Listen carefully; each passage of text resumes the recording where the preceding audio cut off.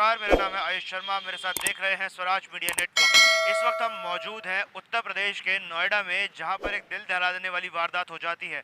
बताया जा रहा है कि जिस जगह पर इस वक्त हम मौजूद हैं, यहाँ 25 फुटा रोड पर सुबह सुबह तड़के 4 से 4:30 बजे के करीब गोलीबारी होती है, जिसमें एक शख्स की मृत्यु हो जाती है और दूसरे की स्थिति अभी गंभीर बताई जा रही है और उसे फोर्टिस अस्पताल में भर्ती कराया गया है। बताया ये जा रहा है कि कारोबार को लेकर कोई पुरानी रंजिश चल रही थी, जिसके चलते उसे पहले भी जान से मारने की धमकी दी गई थी, जिसको दिल्ली पुलिस द्वारा नज़रअंदाज किया गया था। बताया जा रहा है गाजीपुर थाने में पहले ही इस चीज़ को लेकर मुकदमा दर्ज है कि उन पर जानलेवा हमला करने की धमकियां दी जा रही थी लगातार 1 महीने से, परंतु पुलिस ने इस चीज़ पर कोई भी कार्रवाई नहीं करी और आज वही चीज़ हुई जिसका डर था। एक भाई को गोलियों से भूनकर मौत के घाट उतार दिया गया और दूसरे भाई पर भी कई बार गोलियों से वार किए गए। हालांकि गनीमत ये रही कि उनकी मृत्यु नहीं हुई, उनकी जान बच गई, उन्हें वक्त रहते अस्पताल ले जाया गया। आइए अब आपको परिवार के पास लेकर चलते हैं और पूरा वाकया क्या था, क्या कुछ हुआ था, आपको उन्हीं से बताते हैं। इस वक्त हमारे साथ मुन्ना की माताजी मौजूद हैं। कैसे पता चला था माताजी आपको इस दुखद हादसे के बारे में? इस हादसे के बारे में मेरे बाबू को 1 महीना से उन्हें धमकी देता था कि मैं तुमको मार दूंगी। वो ललवा बेलाल और तमन्ना अशरफ चारों मिलके धमकी देता था कि मार देंगे तुमको। बउआ मेरा किसी से कहता न था, बउआ मेरा सदमा में पड़ा रहता था दिन रात। और उसके बाद जब बउआ मेरा कल परसों निकला काम के लिए 4 बजे भोर में, बउआ को मेरे यहाँ गुंडा गोली घेर के मार दिया। 5-6 गोली, एक लड़का को 5-6 गोली, एक लड़का को, दोनों लड़का को मेरे मार दिया। जब पहले इस प्रकार से धमकी दी जा रही थी तो उन लोगों वो आपको पहले से जानते थे, इसका मतलब? सबको जानते हैं, सब मेरा दुश्मन है, सब मेरा दुश्मन। बहुत दिन से 5 साल से समझिए धमकी दे रहा है। तो 5 साल से बात को मतलब दावे हुआ था, पुराना बनाने के लिए इंतजार में था कि बात पुरानी होगी तो आई ना कल में इसको हम मारिए देंगे। वही हमारे बउआ के साथ किया, मार दिया। कोई समझाने की कोशिश की गई हो आप लोगों की तरफ से कि हमारी कोई दुश्मनी नहीं है? कोई समझौता किया हो पहले कभी? बहुत समझौता किया उसके साथ कि मेरी मतलब पार्टनर में था, मेरे बच्चे के साथ काम करता था, तो दूसरा पार्टनर उसको हटा दिया, मेरा बाबू नहीं हटाया। तो बाबू मेरा बहुत कोशिश करा कि चलो फिर जुड़ जाओ, तुम मेरे साथ आ जाओ, काम करो।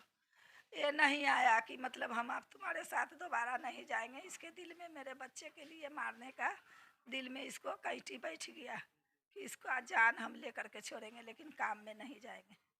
तो ये काम करने नहीं आया, मेरे बउआ को वही मार दिया महीना दिन सब मिल करके। यूपी पुलिस की तरफ से कोई कार्रवाई की गई अभी तक? किसी को पकड़ा गया हो? यूपी पुलिस के तरफ से हाँ कारोबार करी गई है, पकड़ा है, 3 आदमी पकड़ाना है और बाकी 2 आदमी, हाँ 2 आदमी नहीं पकड़ाना है। एक औरत पकड़ानी है, उसकी माँ घर में थी, वो तो घर छोड़ के भाग गया है। माँ की थी घर में तो माँ पकड़ानी है। 2 जो लड़का है ललवा बेललवा वो पकड़ाना है और ये तमन्ना और अशरफ नहीं पकड़ाना है। ये दोनों फिरार है, मारा है, लेकिन सब मिलके हमारे बउआ को 5 आदमी से मारा है।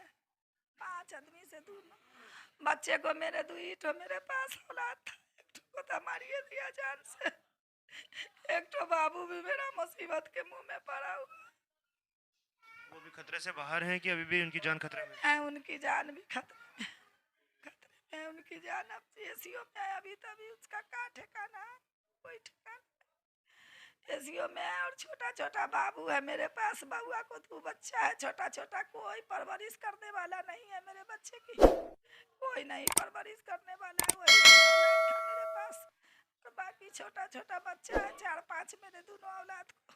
जिनकी मृत्यु हुई है उनके बच्चे हैं अभी? हाँ 2 बच्चे हैं, उनके बीवी है उनकी, और बच्चे हैं 2। जो हॉस्पिटल में पड़ा हुआ है उसके पास 3 बच्चे हैं, उसके पास बीवी है, उसके पास भी 3 बच्चे हैं, एक लड़की है, 2 लड़का है, बीवी है। कितने छोटे बच्चे होंगे? छोटे है वही है, एक ठो यही 8 साल का है, एक ठो 6 साल का है, एक ठो 3 साल की बेटी है जो हॉस्पिटल में है उसको। और जो जिसका बउआ को मृत्यु कर दिया है जान से, उसकी तो 2.5 साल की लड़की है, एक 1 साल का बाबू है गोदी में, बच्चा है 1 साल का, कोई 2 बच्चा। 4 साल शादी को हुआ, 4 साल, अभी 4 साल पूरा है, अभी ना बाकी है 4 साल शादी। और मेरे को भी कोई देखने वाला नहीं है, मैं बउआ सबके सहारे पर अकेले बच्चे के सहारे में रहे हैं, मेरे को कोई भी देखने वाला नहीं। तो आपने देखा क्या बीतती है उस माँ के ऊपर जो 9 महीने तक एक बच्चे को अपनी कोख में अपने खून से सींच कर बड़ा करती है, उसको पाल-पोस के काबिल बनाती है कि वो बुढ़ापे में अपनी माँ का सहारा बनेगा। उस माँ ने जिसने अपने बच्चे को अकेला ही इतना काबिल बनाया, इतना सक्षम बनाया कि बताया जा रहा है कि उनके पिता की मृत्यु भी तभी हो गई थी जब वह बहुत छोटे थे। तो ऐसे में इनकी माता ने उन्हें सक्षम बनाया, इस काबिल बनाया कि उनकी सेवा कर सके। उनकी शादी कराई, उनके बच्चे भी हैं, उनकी बच्चों की परवरिश का भी सवाल यहाँ पर आकर खड़ा होता है। और एक पल भी नहीं सोचा उस व्यक्ति ने जिन्होंने अंधाधुंध उन पर फायरिंग कर दी और उन पर मृत्यु इतने दर्दनाक मृत्यु दी उन्हें, उनकी निर्मम हत्या करी गोली मार के। उनका एक पूरा भला पूरा परिवार था जो इस वक्त उजड़ गया। परिवार के और भी सदस्य इस वक्त मौजूद हैं, हम उनसे बात करेंगे और पूरा वाक्य जानने की कोशिश करेंगे। इस वक्त हमारे साथ मुन्ना की पत्नी मौजूद है जो बहुत ही ज़्यादा गमगीन है। मैडम, कभी आपके पति ने आपसे इस बारे में जिक्र किया हो कि उनको ऐसे मारने की धमकी दी जा रही है? रोज मंडी में आते थे तलवार लेके छुरा लेके धमकाते थे खूब मेरे राजा को। रोज आते थे, मेरे राजा को बहुत ही कर परेशान किए। मेरे राजा को यहाँ पे रोक के गोली मार दिए मेरे राजा को। पहले भी कभी उन पर ऐसे हमला करने की कोशिश की गई थी? हाँ, पहले भी बहुत परेशानी करी, बहुत परेशान करी। कंप्लेंट की गई हो कुछ इस प्रकार से? जी सर, क्या कुछ आरोप लगाना चाहेंगे आप दिल्ली पुलिस के ऊपर, क्या कह रहे थे आप? हमारे दिल्ली पुलिस को एक हफ्ता पहले मैंने कंप्लेन किया था, मेरे बच्चे ने कंप्लेन किया था कि उनको बार बार धमकी आ रही है कि जान से मार देंगे। दिल्ली पुलिस ने इसके ऊपर कोई एक्शन नहीं लिया। कल हमारे दोनों बच्चे पे अटैक हुआ जिसमें एक बच्चे की हमारी जान जा चुकी है, दूसरा बच्चे भी की उम्मीद कम है। भगवान जाने आगे क्या होगा। इसकी लापरवाही की जवाबदारी दिल्ली पुलिस उठाएगी। हमारे घर का खर्चा, हमारे परिवार का खर्चा कौन देगा, भरेगा कौन, भरण पोषण करेगा इस बात का। हमको इसका इंसाफ चाहिए। हमारे बच्चे की जान गई है, कातिल को इसका फांसी होना चाहिए। कितने बच्चे हैं जिनकी मृत्यु हुई है, उनका के परिवार में कितने लोग मौजूद हैं जिनके लिए वो कमा रहे थे? हम उनके परिवार में टोटल 8 परिवार है जिसका भरण पोषण ये दो बच्चे कर रहे थे। दोनों बच्चे का मतलब क्या है, ये हालत को पहुंचाया। एक तो मर गया, एक मरने जीने की राह पे पड़ा हुआ है। दिल्ली पुलिस की लापरवाही यहाँ पर सीधी सीधी नजर आ रही है। बिल्कुल सही सही सीधी नजर आ रही है उसकी। तो आपने देखा किस प्रकार से यहाँ पर दिल्ली पुलिस के ऊपर भी गंभीर आरोप लगाए जा रहे हैं क्योंकि उनको कंप्लेंट कर दी गई थी एक हफ्ता पहले, उसके बाद भी कोई एक्शन नहीं लिया गया। दिल्ली पुलिस जो आंख बंद करके कान बंद करके बैठी रही और जिन लोगों ने जान से मारने की धमकी दी उन लोगों को गिरफ्तार नहीं किया गया और उन्होंने उसी चीज को अंजाम दे दिया जिसके लिए वो धमकी दे रहे थे। आखिरकार उन्होंने गोली मार दी। जो मृतक है जिनका नाम मुन्ना बताया जा रहा है और उनके एक भाई को, हालांकि गनीमत ये रही कि एक भाई की जान इस वक्त बच चुकी है। इस वक्त हमारे साथ मुन्ना के जीजा मौजूद हैं, हम उनसे बात करेंगे, पूरा वाक्य जानने की कोशिश करेंगे। सर बताइए आपका नाम? मोहम्मद आरिफ। क्या हादसा हुआ था सर सुबह? सर वो यहाँ से सुबह लगभग 4 साढ़े 4 बजे के लगभग यहाँ से निकले थे और यहाँ से घर से 200 किलोमीटर की दूरी पे फायरिंग स्टार्ट हुई है। जो पहले गोली जो लगी थी वो दिल पे शायद लगी थी और फिर एक दिमाग पे थी और एक हाथ पे लगी थी। जो क्या कारण बताया जा रहा है जिसके चलते हत्या की गई उनकी? ये है इनके कुछ रिलेटिव में ही है जो क्या कहते हैं वारदात किए थे और अभी फिरार है और एक दो पूछताछ के लिए एक दो बंदे पकड़ाए हुए हैं थाने में और अभी फ़िलहाल जो मुजरिम है वो अभी नहीं मिला है। और क्या कुछ इनकी रंजिश चल रही थी कि क्या विवाद था जिसके चलते इतना बड़ा कदम उठा लिया कि हत्या कर दी गोली मार के? ये जो जैसे था कुछ पार्टनरशिप में था पर ये जो थे जो अभी डेथ हो चुका है मुन्ना भाई की, वो बहुत बढ़िया बंदे थे और बाकी जो है ये सबसे बातचीत बना के रखते थे और इनकी थी कि जो बातचीत हुई थी 2 महीने पहले बिगड़ी थी और काफ़ी बार शायद ही धमकी भी दे चुका था, एक हफ्ता से ज़्यादा ही उसको धमकी दे रहा था और उसके बाद और उसके बाद यहाँ से मर्डर के बाद मुंशी जो थे वहाँ के उनको भी धमकी उनकी मिला है, फ़ोन पे भी मिला है, थाने में वो भी क्या थे फ़ोन उनका जमा हुआ है। मर्डर से पहले कई बार धमकी दी गई थी। हाँ, कई बार धमकी दी कि जान से मार देंगे।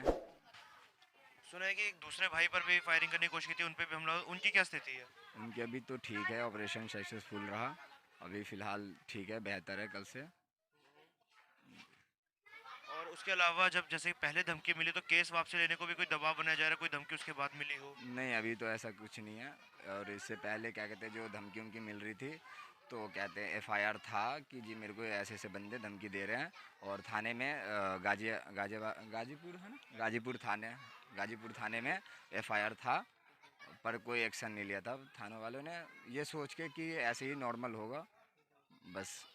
दिल्ली पुलिस की लापरवाही, अगर एक्शन ले लिया होता तो ऐसे मर्डर नहीं होता आज। ऐसा नहीं होता, क्योंकि हाँ, लापरवाही बहुत ज़्यादा दिल्ली वालों की लापरवाही है, क्योंकि जब इनको दिया तो एक्शन लेना चाहिए था, क्योंकि ये फ़िलहाल जब इतना सीरियस हो रहा था, जो चाकू लेके डोल रहे थे कि जी मार देंगे, गोली मार देंगे, तो इनको ध्यान देना चाहिए था।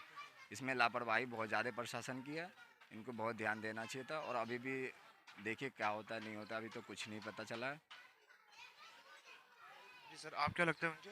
भाई हूँ क्या नाम है आपका? अयाज। तो इस घटनाक्रम के बारे में आपको क्या सूचना मिली थी कि किस प्रकार से उनकी हत्या कर दी गई? बच्चों हट जाओ एक बार, बच्चों को हटा दो। रोज़मर्रा की तरह डेली बेसिस की तरह भाई हमारे मंडी जा रहे थे, सुबह घर से निकलते थे वो 4 बजे। 4 बजे निकले और घर से 200 मीटर की दूरी पे ही उनकी हत्या कर दी गई, गोली मार दी गई। एक भाई की तो ऑन स्पॉट हत्या कर दी गई। दूसरे भाई को जब गोली मारा गया तो थोड़ी देर बाद उनको जब होश आया तो उन्होंने फ़ोन के माध्यम से हमें बुलाया, तो हम लोग यहाँ से भग के गए घर से। उसका उन्हें उठा के ले गए अस्पताल, दोनों भाइयों को। तो एक भाई की तो मृत्यु हो गई थी, दूसरे भाई को वहाँ पे ट्रीटमेंट करने के बाद फिर प्राइवेट अस्पताल में भर्ती कराया गया। उसमें नामजद आरोपी है हमारे भाई साहब जो अभी जीवित हैं, उन्होंने नामजद आरोपी को पुलिस वाले को वीडियो बना के दिया है और वो आरोपी है। इसमें प्रशासन की लापरवाही है। प्रशासन खोरा थाना में भी और गाजीपुर थाने में भी कई बार इन पे जानलेवा हमला हुआ है, इनकी गाड़ियों पे हमला हुआ है, इनके जो माल आते थे ट्रक पे हमला हुआ है। प्रशासन के पास लिखित रिपोर्ट है, लेकिन प्रशासन ने कोई एक्शन नहीं लिया है। यहाँ तक के अपराधी जो अभी तमन्ने जिसका नाम है, उसको बुलाया तक भी नहीं। सर, पहले जिस प्रकार से हमले हुए, के पहले भी गोली चलाई गई थी या चाकू छुरी से किसी प्रकार से हमले किए छुरी गए? से हमले की कोशिश की गई थी, गोली नहीं चलाई गई थी। अच्छा। ये एक गाड़ियों पे हमारी गाड़ियों को जलाने की कोशिश की गई, जिसमें हमारा 5 लाख का माल था, उसको जलाने की कोशिश की गई। आग का गोला फेंका गया गाड़ियों पे, जिसमें हमारे 50-60 बच्चे भी मर गए, मुड़ गए। क्या लेकिन मांग थी इनकी, क्या किस चीज़ को लेकर ये विवाद इतना बढ़ गया कि हत्या करने की नौबत आ गई? विवाद ये था,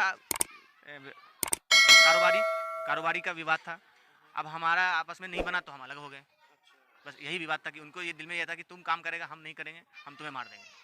अच्छा, आप लोगों को काम करना नहीं देने चाह रहे? हाँ, धमकी दे रहा था कि हम तुम्हें मार देंगे।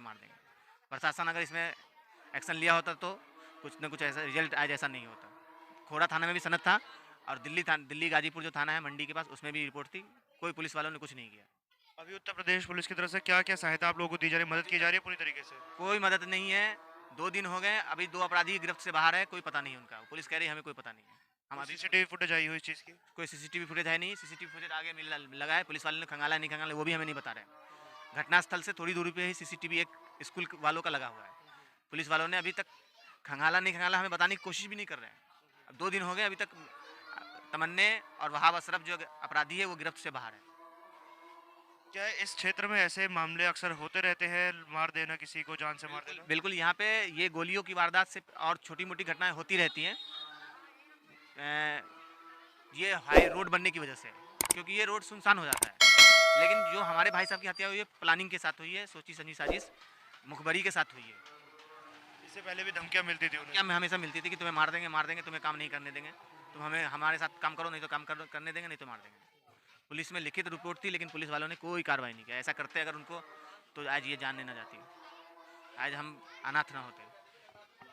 तो आपने देखा परिवार की किस प्रकार से स्थिति है, जिन्होंने अपने भाई को इस उम्र में खो दिया, क्योंकि यहाँ पर बताया जा रहा है कि उन्होंने पहले भी पुलिस को कई बार कंप्लेंट करी, फिर चाहे वो दिल्ली पुलिस हो या उत्तर प्रदेश पुलिस हो। अगर वो पहले ही मामले का संज्ञान ले लेते और तुरंत हरकत में आते और पहले ही धमकी देने वालों को धर दबोचा होता तो आज ऐसी नौबत नहीं आती। इन लोगों को अपने भाई की जान ना गंवानी पड़ती। इनका एक भाई जो गंभीर रूप से इस वक्त जख्मी है, अस्पताल में है, हालांकि उसे खतरे से बाहर बताया जा रहा है, परंतु उसकी भी मृत्यु हो सकती है। जिस प्रकार से एक भाई को मारा, वो दूसरे भाई को भी मार सकते थे। ऐसे में गनीमत ये रही कि दूसरे वाले की जान बच गई, परंतु एक भाई की इनकी मृत्यु हो चुकी है। तो कहीं ना कहीं सवाल निशान पुलिस के ऊपर भी खड़ा होता है कि जब इस प्रकार से उन्हें जान से मारने की धमकी दी जा रही थी तो पहले ही ऐसे अपराधियों को धर दबोचा क्यों नहीं गया। इस क्षेत्र में बताया जा रहा है कि छोटे मोटे अपराध अक्सर होते रहते हैं, परंतु ये बहुत बड़ी वारदात है कि सरे बाजार सरेआम एक काम पर जाते हुए व्यक्ति को इस प्रकार से गोली मार दी जाती है, उसकी निर्मम हत्या कर दी जाती है और अभी तक आरोपी फरार है। उनको पकड़ने की क्या कुछ कोशिश की जा रही है इस बारे में भी कुछ पता नहीं चला है, परंतु हम चाहेंगे इस वीडियो को आप ज़्यादा से ज़्यादा शेयर करें ताकि ये प्रशासन के आला अधिकारियों तक ये बात पहुंचे और जो अपराधी इस वक्त फरार है, क्योंकि इनके परिवार पर भी कहीं ना कहीं खतरा मंडरा रहा है इस चीज़ को लेकर कि जो एक व्यक्ति पर हमला कर सकते हैं वो परिवार के किसी और शख्स पर भी जाहिर सी बात है बदला लेने के लिए दोबारा हमला करे। तो जल्द से जल्द उन अपराधियों को पकड़े जाना चाहिए और उनको कठोर से कठोर दंड जो भी बनता है वो दिया जाना चाहिए। कैमरा पर्सन खुशी के साथ मैं आयुष शर्मा, स्वराज मीडिया नेटवर्क।